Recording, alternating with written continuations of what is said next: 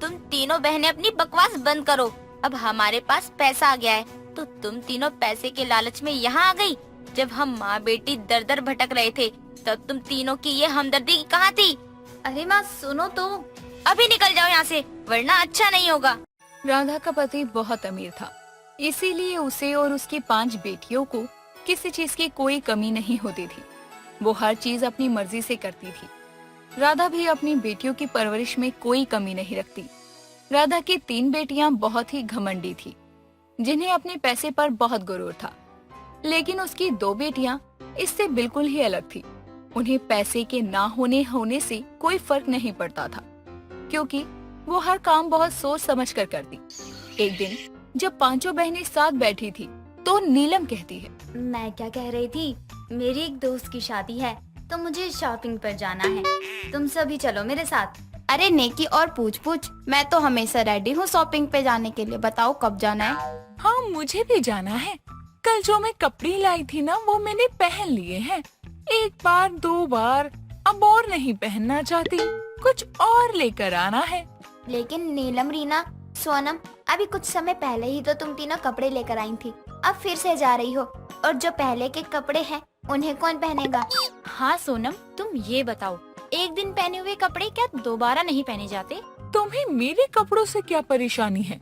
हमारे बाप की दौलत है, हम कैसे भी पैसे खर्च करें, उससे तुम्हें क्या? और हाँ प्रीति, तुम छोटी हो तो छोटी बन के रहो, बड़ी बहनों के बीच में मत बोलो और जाओ अपना काम करो। रीना, अगर वो तुम्हारे पापा की दौलत है तो हमारे पापा की भी है। हम ऐसे तुम्हें फिजूल खर्च करके पैसे उड़ाने नहीं देंगे। अरे यार, तुम भी किससे बहस कर रही हो? ये गलती से इस अमीर घर में पैदा हो गई। इन दोनों को तो एक गरीब घर में जन्म लेना चाहिए था। हर चीज में बचत का गुणगान करती रहती हैं। और तुम इनकी बात पर ज्यादा ध्यान मत दो। चलो हम शॉपिंग पर चलते हैं। इतना कहकर वो तीनों वहाँ से चली जाती हैं और शाम को बहुत सारे कपड़े और सामान लेकर आती हैं। तभी उनकी माँ राधा कहती है, आ गई मेरी 3 तितलियां बाप के पैसे उड़ाकर। क्या माँ, अब आपको भी हमारे खर्चों से इतनी दिक्कत होने लगी? आप भी इन दोनों की तरह ताने दे रही हैं। ये ताने तुम्हारी भलाई के लिए हैं, समझे तुम तीनों? जब देखो तब कुछ न कुछ खरीदती रहती हो। आने दो पापा को, तुम उनसे कहकर तुम्हारे सारे खर्च बंद करवा देने हैं मैंने। अरे हमारी प्यारी माँ, आप भी ना बात बात पर अपना बीपी बढ़ाती हो। जस्ट चिल माँ। अपना ये चिल बिल अपने पास रखो और ये जो तस्वीरें हैं इन्हें देखो। ये क्या है माँ? तुम तीनों के लिए लड़के देखे हैं तुम्हारे पापा ने। कोमल और प्रीति अभी छोटी हैं, तो उनकी शादी बाद में करवाएंगे। पहले तुम तीनों की शादी होगी। क्या कहा? शादी?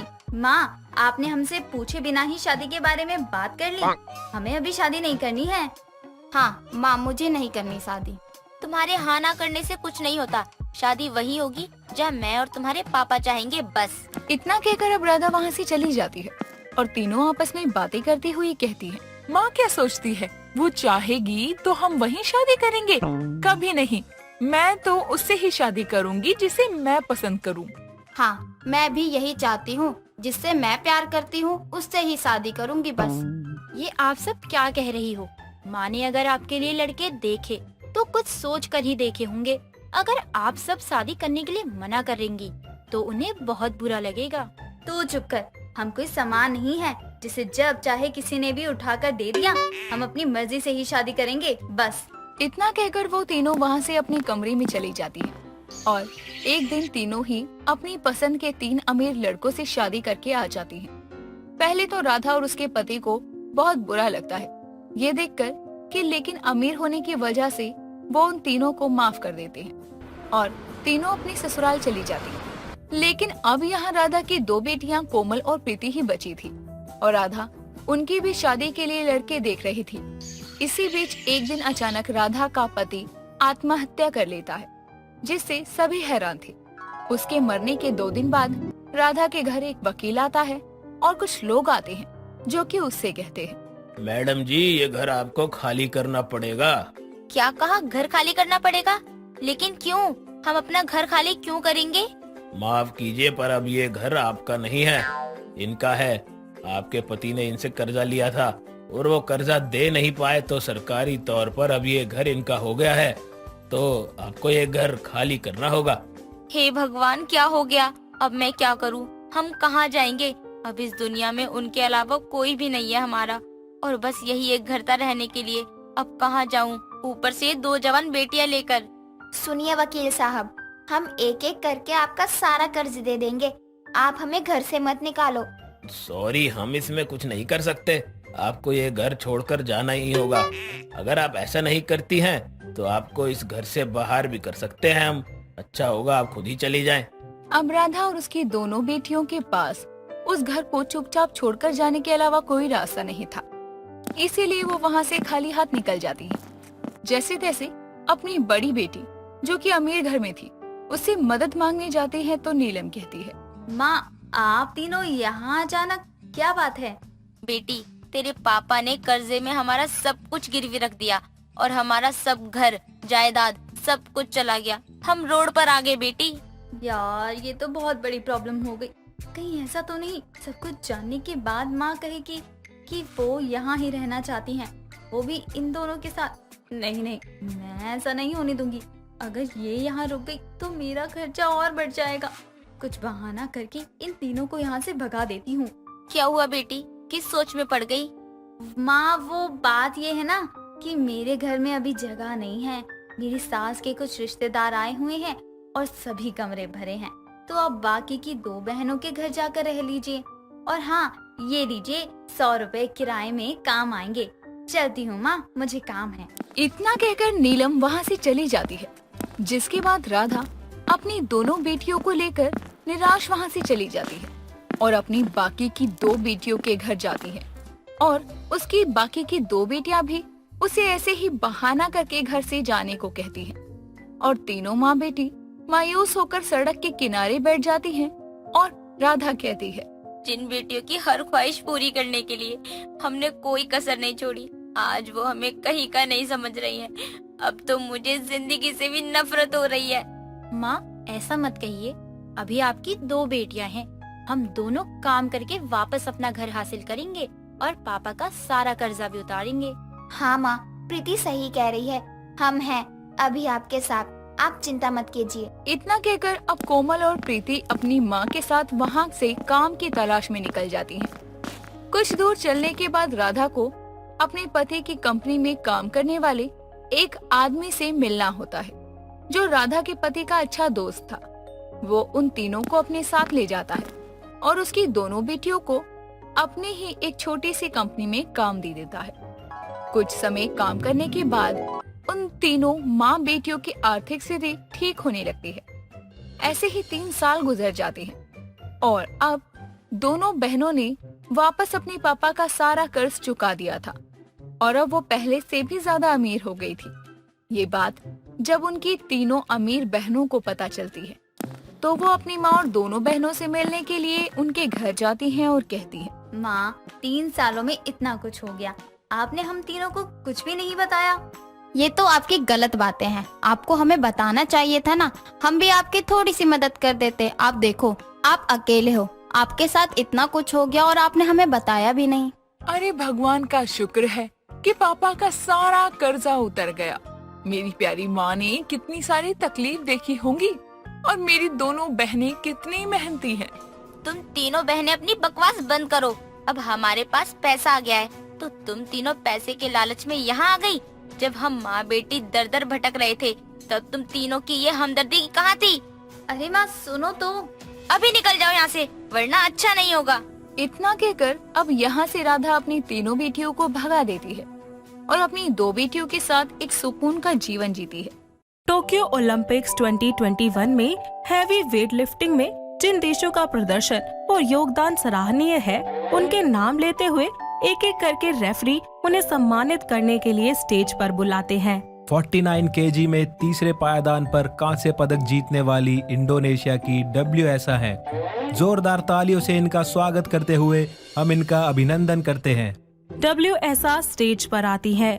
जापान के प्रधानमंत्री उन्हें कांस्य पदक पहनाते हुए सम्मानित करते हैं और अब रेफरी दूसरे पायदान पर जीतने वाली खिलाड़ी को बुलाते हैं। पहली बार भारत के लिए रजत पदक जीतने वाली भारतीय महिला ने अपना परचम बखूबी लहराया है। 49 किलो में रजत पदक जीतने वाली महिला है साइखोम मीराबाई चानू। एक बार फिर जोरदार तालियों के साथ हम इनको स्टेज पर आमंत्रित करते हैं और हम चाहेंगे कि वो आकर 2 शब्द कहें। साइखोम मीराबाई चानू स्टेज पर आती हैं और उन्हें भी जापान के प्रधानमंत्री रजत पदक पहनाते हुए सम्मानित करते हैं। मीराबाई चानू उनका शुक्रिया अदा करते हुए कहती हैं, thank you so much Tokyo. ये जीत सिर्फ मेरी नहीं है, पूरे देश की है, मेरे इंडिया की है। मुझे बहुत खुशी है कि मैं अपने देश को इस प्रकार से अपनी देशभक्ति दिखा पा रही हूँ। ऐसे ही सिलसिला चलता रहता है और अब रेफरी पहले पायदान पर स्वर्ण पदक जीतने वाली को स्टेज पर बुलाते हैं। And now the last but not the least, मैं स्टेज पर आमंत्रित करना चाहूँगा मिस ZH हो, जिन्होंने पहले पायदान पर रहकर स्वर्ण पदक को हासिल किया और अपने देश का नाम रोशन किया है। अब मिस ZH हो स्टेज पर आती हैं और अपनी जीत की खुशी में 2 शब्द बोलती हैं और फिर वहां से चली जाती हैं। ये सब होने के बाद सभी खिलाड़ियों का रिपोर्टर्स इंटरव्यू लेते हैं। उनमें से एक Indian American reporter Mirabai Chanu से उनकी जिंदगी से जुड़े हुए कुछ सवाल पूछती हैं। मीराबाई उनके सभी सवालों का बहुत ही ईमानदारी और समझदारी से जवाब देती हैं। ऐसे में रिपोर्टर्स उनसे पूछती हैं, मिस चानू, आपको कैसा लग रहा है अपने देश के लिए रजत पदक हासिल करके? मेरे लिए इस बात को एक्सेप्ट कर पाना बहुत ही मुश्किल है कि मैंने ये कर दिखाया। इस सब के पीछे मेरा ही नहीं बल्कि मेरे घर वालों का, मेरे ट्रेनर का भी हाथ है। मेरे साथ साथ आज उन लोगों की भी जीत हुई है। आप बुरा न माने तो क्या मैं आपसे उनके बारे में जान सकती हूँ? जी जरूर, पूछिए, क्या जानना चाहते हैं आप? ज्यादा कुछ नहीं, बस यही कि आपकी इस स्पोर्ट्स में रुचि कैसे हुई और घर वालों का रिएक्शन क्या था जब आपने उनसे इस बारे में बात की थी। जी ठीक है, मैं आपको सारी कहानी सुनाती हूँ। मीराबाई चानू उस रिपोर्टर को अपनी जिंदगी के बारे में बताना शुरू करती है कि कैसे 12 साल की उम्र में ही उन्हें और उनके पिता को काबिलियत के बारे में पता चल गया था। उत्तरी पूर्वी भारत के मणिपुर राज्य में एक नांगपोक काकचिंग नाम की छोटी सी जगह में मेइतेई परिवार रहा करता था। साइखोम कृति मेइतेई और साइखोम ओंगबी तोम्बी लीमा की बहुत ही प्यारी सी बेटी थी, साइखोम मीराबाई चानू नाम की। इसका जन्म 8 अगस्त 1994 में हुआ था। इस जगह के लोग अपना पेट भरने के लिए बहुत मेहनत करते थे। वो काफी दूर दूर तक पैदल चलकर एक जगह से दूसरी जगह पर लकड़ियों को लेकर जाते और उन्हें बेचकर पैसे कमाया करते। साइखोम मीराबाई चानू 12 साल की उम्र में ही भारी भारी लकड़ियां उठाकर मीलों मीलों तक चला करती थी, वो भी बड़े ही आराम से। बल्कि ये सब जवान जवान लोगों के लिए भी बहुत ही ज्यादा मुश्किल होता था। ये बात जैसे ही मीराबाई के पिता को पता चलती है, वो उनसे बात करते हैं और पूछते हैं, बेटा तुम्हें ये सब उठाते हुए कोई तकलीफ नहीं होती क्या? नहीं बाबा, मुझे कोई तकलीफ नहीं होती, बल्कि मुझे तो अच्छा लगता है ये सब करना। मीराबाई की ये बातें सुनकर उनके पिता को इस बात का एहसास हो जाता है कि उनकी बेटी कुछ करने के लिए पैदा हुई है। इसीलिए वो मीराबाई को तैयार करने के लिए sports authority of India SAI centre में लेकर जाते हैं, जो कि खूमन लामपक स्टेडियम के नाम से विख्यात इम्फाल शहर में स्थित है।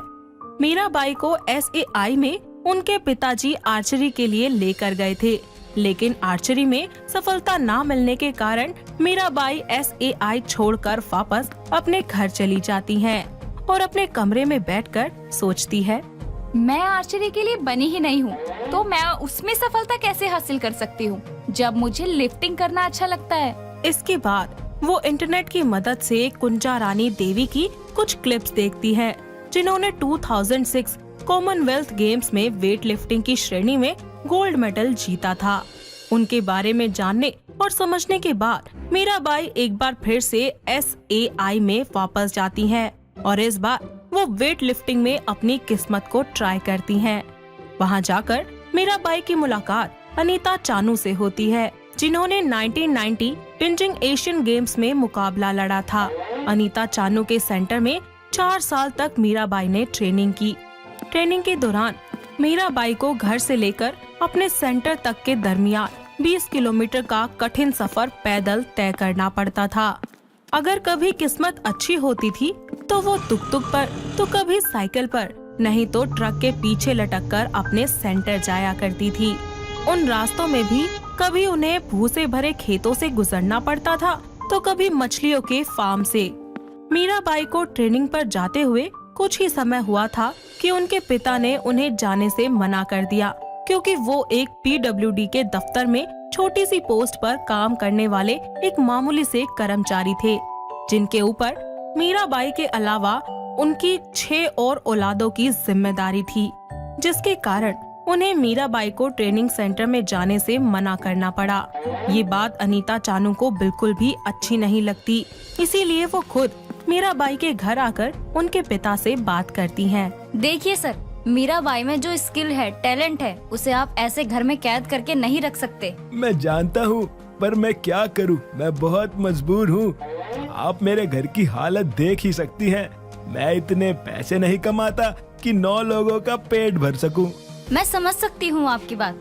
देखिए, मैं आपको यकीन दिलाती हूँ कि मीरा की ट्रेनिंग का सारा खर्चा मैं और मेरा सेंटर उठाएंगे, और मैं आपसे वादा करती हूँ कि मीरा एक दिन ओलंपिक्स में मेडल जरूर जीत कर दिखाएगी। अनीता की बातों को सुनकर मीराबाई के पिता मीरा को वापस से ट्रेनिंग के लिए जाने की आज्ञा दे देते हैं। इसके बाद मीराबाई अपने ट्रेनिंग में दिल से लगातार मेहनत करती हैं और धीरे धीरे मीराबाई अपने सपनों की तरफ बढ़ने लगती है। मीराबाई ने पहली बार इंटरनेशनल लेवल पर 2014 ग्लासगो कॉमनवेल्थ गेम्स में 48 kg में सिल्वर मेडल जीता था, जिसके बाद 2017 में अनाहीम वर्ल्ड चैंपियनशिप में 48 kg में गोल्ड मेडल जीता। 2018 में गोल्ड कोस्ट कॉमनवेल्थ गेम्स में 48 kg में गोल्ड मेडल जीता, जिसके बाद 2020 ताशकेंट एशियन चैंपियनशिप्स में 49 kg में ब्रॉन्ज मेडल जीता और उसी साल 2020 टोक्यो ओलंपिक्स में 49 kg में सिल्वर मेडल जीता। हालांकि 2016 में रियो ओलंपिक्स में भी मीराबाई ने भाग लिया था, पर उस समय वो बदकिस्मती से गेम से बाहर हो गई थी, पर फिर भी उन्होंने हार नहीं मानी। भारत सरकार की तरफ से स्पोर्ट्स में उनके योगदान के लिए मेजर ध्यानचंद खेल रत्न से नवाजा गया है और साथ ही उन्हें पद्मश्री से भी नवाजा गया है। मीराबाई अपनी कहानी रिपोर्टर को बता चुकी थी। अपनी कहानी बताते वक्त मीराबाई काफी ज्यादा भावुक हो गई थी। उनकी बातों को सुनकर रिपोर्टर भी बहुत ज्यादा भावुक हो जाती है और अब वो उनसे कहती है, मैम, आपको आगे बढ़ने की प्रेरणा कहाँ से मिलती है? मुझे प्रेरणा खुद से मिलती है, मेरे परिवार से मिलती है। मेरा मानना है कि अगर इस दुनिया में आए हैं तो कुछ करके जाना चाहिए जो हमारे देश को एक नई दिशा में ले जाए। तो मैम, आप अपने परिवार के लिए और क्या कहना चाहेंगी? जी, मैं बस इतना कहना चाहती हूँ कि जो प्राउड मुझे अपने पेरेंट्स को फील करवाना था वो हो चुका है। आज मेरे पेरेंट्स को मुझ पे बहुत गर्व है। ओके मैम, आप ये बताइए कि आपके आगे के क्या प्लान है? मेरा मतलब आपके गोल्स। जी, बस एक ही है, गोल्ड इन पेरिस 2024। तो ये था साइखोम मीराबाई चानू का अब तक का सफर, जो उन्होंने बड़ी ही मुश्किलों से तय किया है और आज वो अपने देश का नाम रोशन कर रही हैं।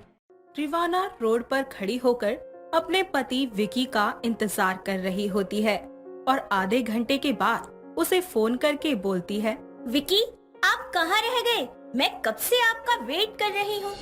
बस 5 मिनट में आया मेरी जान।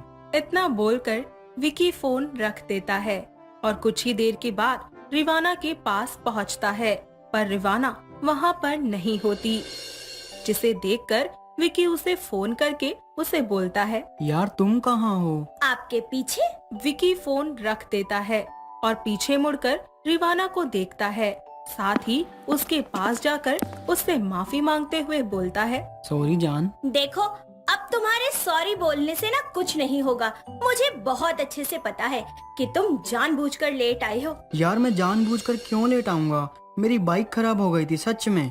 झूठ तो बिल्कुल मत बोलो। मुझे बहुत अच्छे से पता है कि जब मैं यहाँ पहुँच गई थी ना, उसके बाद तुम अपने ऑफिस से निकले थे, इसीलिए तो तुम्हें आने में लेट हुआ है और तुम हमेशा ही झूठ बोलते हो मुझसे। ऑफिस में काम होता है रिवाना, इसलिए इंसान कभी कभी लेट हो सकता है। आई नो, ऑफिस में काम होता है, सभी को होता है यार, हो जाते हैं लेट। लेकिन इसका मतलब ये तो नहीं ना कि तुम मुझे झूठ बोल दोगे। तुम सच भी तो बोल सकते थे ना। और वैसे भी मैंने अकेले शॉपिंग कर ली है। अब तुम अपनी इस खराब बाइक को ठीक करवा के घर जा सकते हो। रिवाना गुस्से में घर चली जाती है और घर आते ही अपने कामों में लग जाती है। विकी भी घर लौट आता है और रिवाना से नाराज होकर अपने कमरे में बैठा होता है। कुछ ही देर के बाद रिवाना की सास कुसुम उसके पास आती है और उसका गुस्सा देखकर उससे बोलती है, देख बहू, मैं तुझे गलत नहीं बोल रही, लेकिन विकी तेरा पति है। तुझे उससे यूं नाराज नहीं होना चाहिए और ना तुझे अपनी जुबान पर थोड़ा लगाम लगाना चाहिए। बहुत मुंह फट है तू, और वो तो मैं और विकी तुझे कुछ बोलते नहीं है।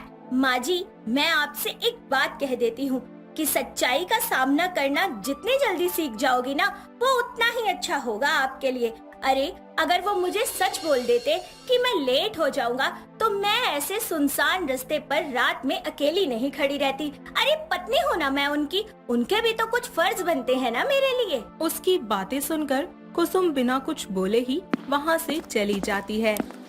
और कुछ ही देर के बाद रिवाना अपने कमरे में जाती है और विकी वहाँ पर हार मानकर उससे बोलता है, रिवाना सॉरी। सॉरी बोलने से क्या होगा जब इंसान को अपनी गलती का एहसास ही नहीं है। ओके, मैं मान रहा हूँ अपनी गलती। अब तो ठीक है, अब तो माफ कर दो मुझे। ये बोलकर वो उसके गालों को खींचने लगता है और उससे माफी भी मांगता है। रिवाना भी उसे माफ कर देती है और कुछ ही देर के बाद विकी के फोन पर गांव से उसकी बुआ के लड़के निर्मल का फोन आता है, जो उससे बोलता है, हेलो भैया, कैसे हैं आप? हम निर्मल बोल रहे हैं। भाभी कैसी हैं? और घर में सब बढ़िया? हाँ, हम सब ठीक हैं और तुम्हारी भाभी भी ठीक है। तो एक बार भाभी जी से बात करवा दीजिए ना। मुझे नहीं करनी बात आपसे। क्यों भाभी जी, आप हमसे नाराज हैं क्या? बात ये है देवर जी कि आप मुझे बिल्कुल पसंद नहीं है, इसलिए मुझे आपसे बात भी नहीं करनी है। इतना बोलकर वो वहाँ से छत पर चली जाती है और विकी अपने भाई से बात करके ऊपर रिवाना के पास जाकर उससे बोलता है, रिवाना, थोड़ा सोच समझ कर बोला करो। उसको कितना बुरा लगा होगा। वैसे भी जब से वो यहाँ से गया है, उसने आज कॉल की थी और उसमें भी तो उसने आज भी हमारा हालचाल लेने के लिए कोई फोन नहीं किया था। जरूर उसको कोई काम होगा आपसे, तभी कॉल की है। और देखना, कल फिर कॉल आएगा उसका। ऐसे लोगों को शर्म भी नहीं आती। छोड़ो ना। अरे वही तो, ऐसे मतलबी रिश्तेदारों को तभी हमारी याद आती है जब उन पर कोई मुसीबत टूट गई हो। और देख लेना, एक दिन जब आपको उनकी जरूरत होगी ना, तो सब अपना पल्ला झाड़ देंगे। विकी रिवाना को मना कर नीचे ले आता है और अगले दिन उसे अपने साथ शॉपिंग करवाने के लिए बाहर ले जाता है, जहां विकी उसे नई नई साड़ियाँ, चूड़ियाँ और कुछ मेकअप का सामान दिलवाता है। जिसके बाद वो लोग घर आ जाते हैं, जहां वो दोनों निर्मल और उसकी माँ लीला को देखते हैं। ऐसे में अपनी बहू को देखकर कुसुम उससे बोलती है, अरे आ गए तुम दोनों, बिल्कुल सही समय पर आए हो तुम। पता है, दीदी तुम्हारा ही इंतजार कर रही थी कब से। बुआ जी, आपको मुझसे इतना प्यार तो नहीं है जो आपको मेरी याद आए। तो बताइए, क्या काम है? नू तो बहु तू बहुत मुफट से, पर दिल की तो तू घनी साफ से।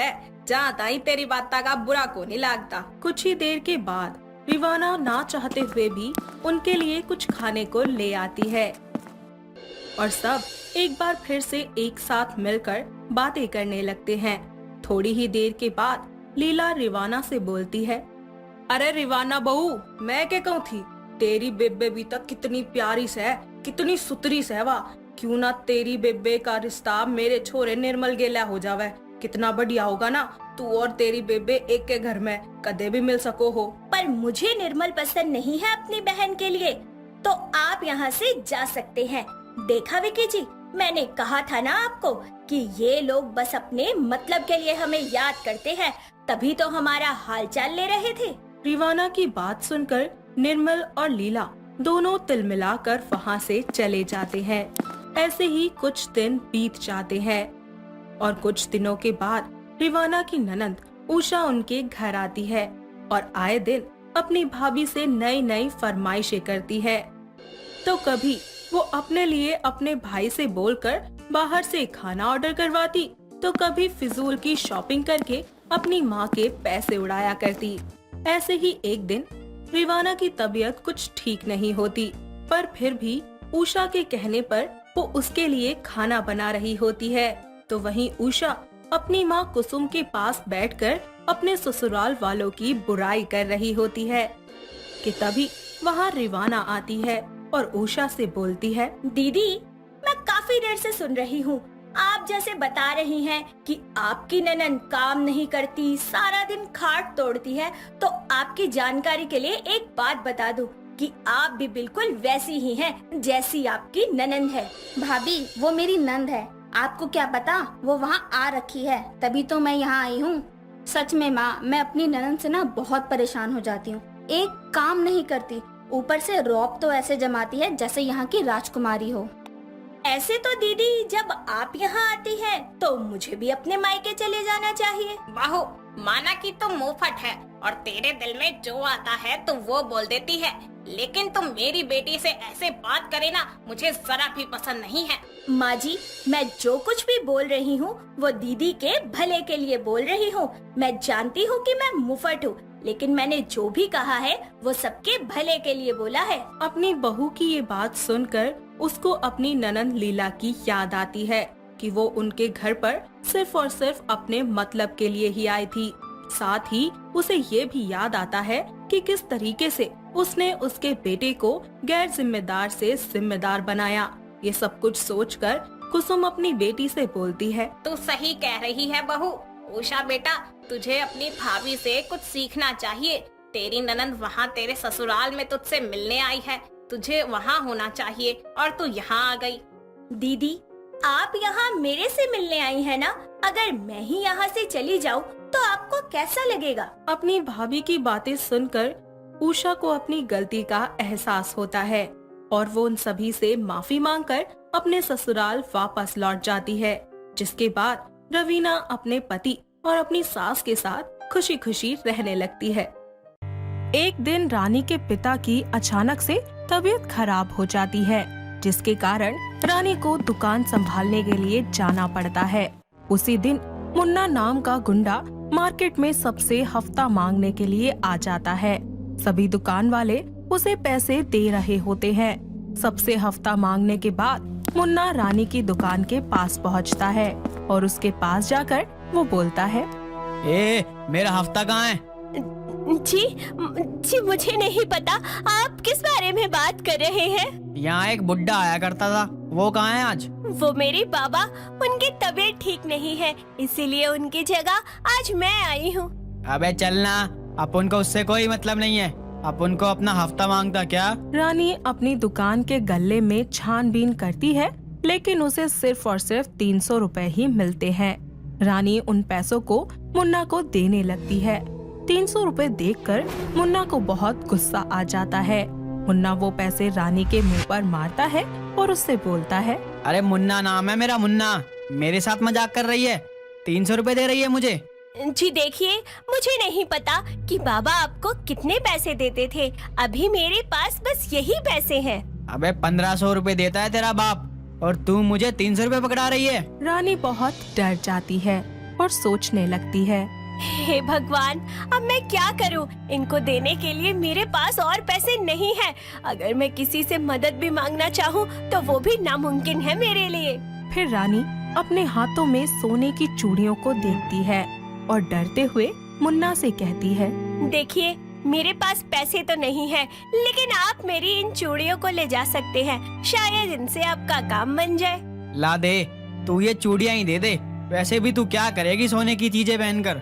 रानी अपनी चूड़ियाँ उतारकर मुन्ना को दे देती है और रोते हुए उससे बोलती है, सुनिए, ये चूड़ियाँ मेरी माँ की आखिरी निशानी है, इन्हें संभाल कर रखिएगा। अब तुम मुझे समझाएगी कि मुझे क्या संभालना चाहिए और क्या नहीं। ऐसा कहकर मुन्ना वहाँ से जाने लगता है। तो जाते जाते उसकी जेब से कुछ पैसे निकलकर नीचे गिर जाते हैं और मुन्ना को इस बात का पता नहीं होता। दूर खड़ी रानी ये सब कुछ देख रही होती है और मुन्ना को आवाज लगाते हुए उससे बोलती है, भैया, रुकिए जरा। आवाज लगाने के बाद रानी उसके पीछे जाने लगती है और वो उसके पैसे उठा लेती है। पैसे उठाकर उसको देने वो जा ही रही होती है कि तभी उसकी बैसाखी एक पत्थर से टकरा जाती है और रानी वहीं पर ही गिर जाती है। रानी को गिरता देखकर मुन्ना उसके पास आता है और उसे उठाते हुए उससे बोलता है, तू पागल है क्या? जब सही से चल नहीं सकती तो मेरे पीछे क्यों आ रही थी?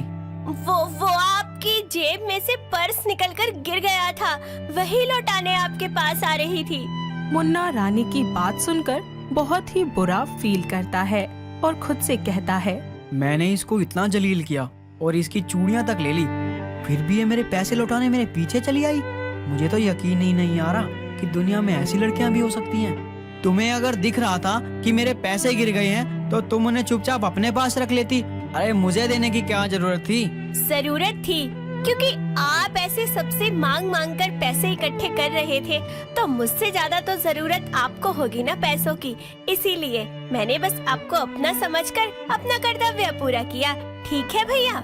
रानी की बातों को सुनकर मुन्ना की आंखों में आंसू आ जाते हैं। उसे रानी के लिए बहुत ही बुरा लगता है। उसको इस बात पर विश्वास ही नहीं होता कि कोई लड़की उसके बारे में ऐसा भी सोच सकती है और वो उससे माफी मांगते हुए कहता है, मुझे माफ कर दो बहन, मैंने तुम्हारे साथ जो भी किया बहुत गलत किया, पर मैं तुमसे वादा करता हूँ ना ही सिर्फ मेरी वजह से बल्कि किसी और की वजह से भी तुम्हें कभी कोई तकलीफ नहीं हो गई। मुन्ना उसे उसकी चूड़ियाँ भी वापस कर देता है और बोलता है, ये तेरी माँ की चूड़ियाँ है ना, इनको तू ही संभाल, मेरे साथ रहेंगी तो गायब हो जाएंगी। मैं आपका शुक्रिया अदा कैसे करूं मुन्ना भैया? उसकी कोई जरूरत नहीं है और मेरा नाम मुन्ना नहीं अमन है। तो फिर आप मुन्ना भाई कैसे बन गए? मुन्ना रानी को अपने बीते कल की सारी कहानी सुना देता है। उसकी बातों को सुनकर रानी को बहुत बुरा लगता है और फिर वो उससे बोलती है, आपकी जिंदगी में तो मेरी जिंदगी से भी ज्यादा दुख है। मैं भगवान से प्रार्थना करूंगी कि वो आपको बहुत सारी खुशियाँ दे। सच में? मेरे लिए प्रार्थना करेगी तू? हाँ सच में। अब मैं अपनी दुकान पर वापस जा रही हूँ, अपना ख्याल रखिएगा। ठीक है, जाओ फिर। रानी अपनी दुकान पर वापस आ जाती है। मुन्ना भी वहाँ से चला जाता है। अगले दिन मुन्ना वापस रानी की दुकान पर फिर से आता है। रानी उसे देखकर चौंक जाती है और फिर पूछती है, भैया आप यहाँ? आप तो एक हफ्ते बाद आने वाले थे ना? हाँ बहन, पर मैं यहाँ हफ्ता लेने नहीं तुझसे मिलने आया हूँ और तेरे लिए कुछ लेकर भी आया हूँ। क्या लाए हो भैया? मुन्ना उसके लिए एक बहुत ही प्यारी सी ड्रेस लेकर आता है और उसे देते हुए कहता है, ये ले, कल इसको पहन कर आना, तू एकदम परी जैसी लगेगी इसमें। मैं इसे नहीं ले सकती भैया। लेकिन क्यों? तुझे अच्छी नहीं लगी क्या ये? नहीं भैया, ये बात नहीं है, ये तो बहुत सुंदर है और इसे पहनकर मैं बिल्कुल अच्छी नहीं लगूंगी। सब मेरा मजाक बनाएंगे। अरे किसी की इतनी हिम्मत नहीं हो सकती कि मुन्ना की बहन का मजाक बनाए। नहीं भैया, आप मेरे लिए किसी से मत लड़ना। अच्छा ठीक है, पर मैं वादा नहीं कर सकता। रानी मुन्ना को कुछ खिलाती पिलाती है और वो दोनों ढेर सारी बातें करते हैं। कुछ वक्त ऐसे ही गुजर जाता है। अब मुन्ना अपनी गुंडागिर्दी करना काफी ज्यादा कम कर देता है। वो ज्यादातर रानी के साथ ही रहता और उसकी चीजों का ख्याल भी रखा करता। देखते ही देखते रक्षाबंधन का त्योहार आ जाता है। रानी हर रोज की तरह आज भी मुन्ना का इंतजार करती है और थोड़ी ही देर के बाद वो उसके पास पहुंच जाता है। ऐसे में रानी उससे कहती है, आप कहाँ रह गए थे भैया? मैं कब से आपका इंतजार कर रही हूँ। क्यों, कुछ खास है क्या आज? मुन्ना भैया, आज रक्षाबंधन है। आज के दिन सारी बहनें अपने भाई की कलाई पर राखी बांधती हैं और उनकी लंबी उम्र की दुआ मांगती हैं और बदले में भाई अपनी बहन को गिफ्ट देते हैं और जिंदगी भर अपनी बहन की रक्षा करने का वचन देते हैं। अच्छा, इसलिए मेरा इंतजार हो रहा था आज, ताकि मुझसे उपहार लिया जा सके। नहीं भैया, मेरा उपहार तो आप ही हो, मुझे और कुछ नहीं चाहिए। ओ मेरी प्यारी बहन। इसके बाद रानी मुन्ना को राखी बांधती है। वो दोनों साथ में खाना खाते हैं और फिर मुन्ना रानी से कहता है, मैं तुझे कहीं लेकर जाना चाहता हूँ। कहाँ पर भैया? बस तू चल। मुन्ना रानी को एक अच्छे से डॉक्टर के पास लेकर जाता है। वो डॉक्टर से रानी के पैरों का इलाज करने की बात करता है। ऐसे में डॉक्टर उससे कहते हैं, देखिए, आपकी बहन के पैर ठीक हो सकते हैं, बट खर्चा बहुत आएगा। आप पैसों की चिंता बिल्कुल मत करिए, आपको पूरे पैसे टाइम पर मिल जाएंगे। बस आप मेरी बहन को ठीक कर दीजिए। कुछ ही टाइम के बाद मुन्ना रानी को लेकर फिर से डॉक्टर के पास आता है और इस बार डॉक्टर रानी को नए आर्टिफिशियल पैर लगा देते हैं। अब वो बिना किसी सहारे के चल फिर सकती है। ऐसे में वो मुन्ना के पास जाकर उससे कहती है, भैया, मैं आपका ये एहसान कैसे चुका पाऊंगी? मुझे भैया भी कहती है और एहसान की भी बात करती है। अरे मैंने ये सब अपनी खुशी के लिए किया है। इसके कुछ ही दिनों के बाद मुन्ना एक अच्छा सा लड़का देखकर रानी की शादी उससे करवा देता है। शादी होने के बाद भी रानी के लिए मुन्ना उसका सबसे ज्यादा जरूरी इंसान रहता है और उस सबसे ज्यादा प्यार भी मुन्ना से ही करती है। इसके साथ मुन्ना को एक बहन और रानी को एक भाई मिल जाता है। तो दोस्तों, कैसी लगी आपको हमारी ये रक्षाबंधन के भाई और बहन की कहानी? क्या आपके घर के आसपास भी है कोई ऐसे भाई बहन? अगर हाँ, तो उन्हें ये वीडियो दिखाइए और हमें भी बताइए। ऐसे ही विवान ऑफिस जाने के लिए तैयार होने लगता है। बारिश में भीगने से विवान बार बार छींक मारे जा रहा था कि तभी उसके कमरे में देवकी आती है और उससे कहती है, मेरी तो एक बात तू मानता ही नहीं। तुझे कितनी बार बोला है मैंने कि मत भीगा कर बारिश में, लेकिन तुझे तो समझ ही नहीं आता। माँ, आपको तो पता है ना कि मुझे बारिश में भीगना कितना पसंद है। जाने मन है बारिश मेरी। हाँ हाँ, बचपना तो गया ही नहीं तेरा। जब तू छोटा था ना, तब भी तेरी यही आदत थी। कितना भी मना कर लो लेकिन मानता ही नहीं था। मेरा दिमाग खराब हो गया ना किसी दिन, तब बिल्कुल भी नहीं देखूंगी कि तू बड़ा हो गया है। लगा दूंगी 2-4 कान के नीचे तेरे। माँ, आप तो डरा रही हो मुझे। आप जितना मर्जी मार लो, आपकी तो मार में भी प्यार है। बिल्कुल अपने बाप पे गया है। उनको भी बारिश बहुत ज्यादा पसंद थी। वो भी ऑफिस जाते थे तो भीग कर ही जाते थे ऑफिस। हाँ, तो उनका बेटा हूँ, वैसा ही रहूँगा। लेकिन याद रखियो, मैं भी तेरी माँ हूँ। अगर मुझे फिर से भीगा हुआ नजर आया ना बारिश में, तब बताऊंगी तुझे। ऐसे ही थोड़ी देर के बाद विवान अपनी कार लेकर निकल जाता है और दूसरी तरफ कीर्ति भी अपनी स्कूटी लेकर निकल जाती है। कीर्ति को आज बहुत ही ज्यादा लंबा सफर तय करना था। मौसम भी बहुत खराब हो रहा था कि अचानक कीर्ति की स्कूटी बंद हो जाती है। वो उतरकर चेक करती है और उसे कुछ समझ नहीं आता, तो वो आसपास मैकेनिक की दुकान ढूंढने लगती है।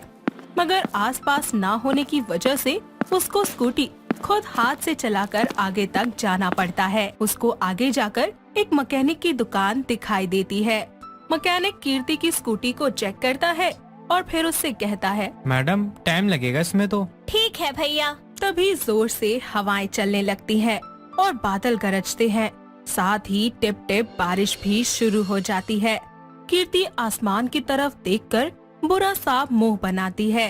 तभी वहाँ पर एक कार आकर रुकती है और उस कार में कोई और नहीं बल्कि विवान होता है, जो मैकेनिक से कहता है, हेलो भाई साहब, जरा देखना क्या हो गया मेरी गाड़ी को, बार बार रुके जा रही है। ठीक है सर, हो जाएगा, मगर थोड़ा समय लगेगा। ठीक है। इतने में विवान की नजर कीर्ति पर पड़ती है और वो उसके पास जाकर कहता है, ओ हाय, किस्मत ने एक बार फिर मिला दिया हमें, वो भी इस हसीन बारिश में। बारिश, वो भी हसीन, मतलब कुछ भी। हाँ मैडम, जरा बारिश की खूबसूरती को पहचानो। अच्छा, ये बताओ, तुम्हारा कोई बॉयफ्रेंड है क्या? जी नहीं, मेरा कोई बॉयफ्रेंड नहीं है। ओह, अच्छा है फिर तो, क्या ही अच्छा लगेगा। क्या बोला तुमने? कुछ भी नहीं, वैसे यहीं पास में एक टी स्टॉल है, अगर तुम चाहो तो चलें पीने। जी नहीं, मैं ये सड़क चाट चाय नहीं पीती। मैं सिर्फ टाटा टी पीती हूँ, वो भी प्रीमियम वाली। ओह, फिर तो आपको ट्राई करने की बहुत ज्यादा जरूरत है। जरा चलिए तो मैडम। बाय द वे, तुम्हारे पास अम्ब्रेला है क्या? अरे मैडम, भीगते हुए चलते हैं ना, जरा इन छोटी छोटी चीजों से खुद को और दूसरों को खुश करना सीखो। मैडम, जरा एक बार भीग कर तो देखो मेरी तरह। तुम्हारी तरह? आओ, मैं बताता हूँ, जैसा मैं करूँ वैसे ही करते हुए टी स्टॉल तक चलना होगा। दोनों बाहों को फैलाकर अपना फेस ऊपर करो और आंखें बंद करो।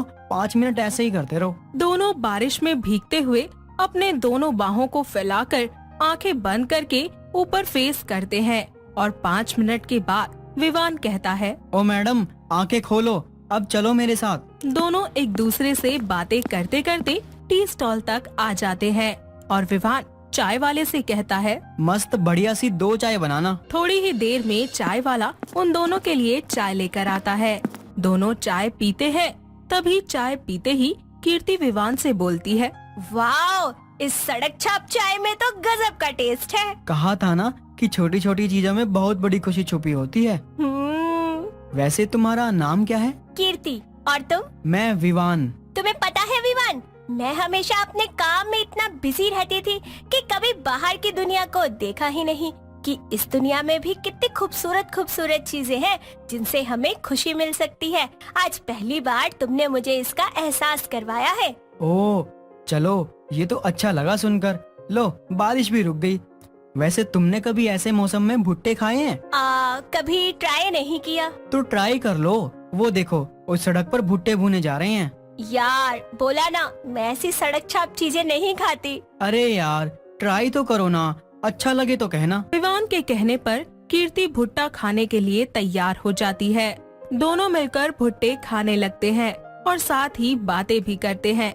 इसी तरह शाम हो जाती है और इसी बीच विवान के फोन पर मैकेनिक का कॉल आता है और वो कहता है, हाँ भाई साहब, आपकी कार ठीक हो गई है और मैडम को बोल देना उनकी स्कूटी अब कल ही ठीक हो पाएगी। आ जाओ आप लोग। विवान फोन काट देता है और कीर्ति से बोलता है, यार कीर्ति, मैकेनिक का फोन था। मेरी कार तो बन गई मगर तुम्हारी स्कूटी नहीं ठीक हुई। अब कल तक का वेट करना होगा तुमको, तो मैं तुम्हें अपनी कार से ड्रॉप कर दूंगा। ठीक है। थोड़ी देर के बाद विवान और कीर्ति दोनों ही कार की तरफ बढ़ने लगते हैं और जैसे ही विवान कार के अंदर बैठता है वैसे ही बारिश शुरू हो जाती है। तभी कीर्ति विवान से कहती है, विवान, अब जाते जाते बारिश शुरू हो ही गई है तो क्यों ना थोड़ा भीग लिया जाए। विवान और कीर्ति दोनों ही अपनी बाहें फैलाकर फेस ऊपर की तरफ करके बारिश को खुशी से महसूस करते हैं। इसी तरह थोड़ी देर के बाद दोनों वहाँ से निकल जाते हैं। विवान कीर्ति को उसके घर ड्रॉप करता है। कीर्ति भीगी हुई खुशी से अंदर जाती है और उसके पापा उसे ऐसे भीगे हुए देखकर खुश हो जाते हैं और बोलते हैं, लगता है गुड्डी आज कुछ ज्यादा ही खुश है। मगर एक बात समझ नहीं आई कि जब तू भीग कर आती थी तो तेरा तो मुंह बन जाता था और आज तू बड़ी खुश है। आखिर बात क्या है? डैडा, आज मैंने बारिश की खूबसूरती को महसूस किया है। आज मुझे बारिश बहुत अच्छी लगी और मुझे उससे प्यार हो गया।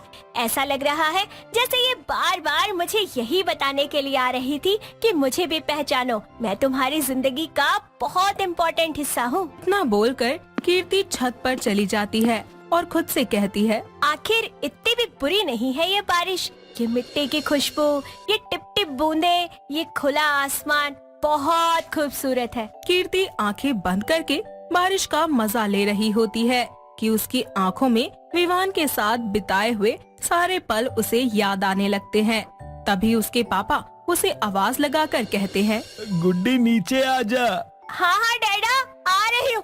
अच्छा, लग गई ना सर्दी तुझे? चल गरम गरम हल्दी का दूध पी ले।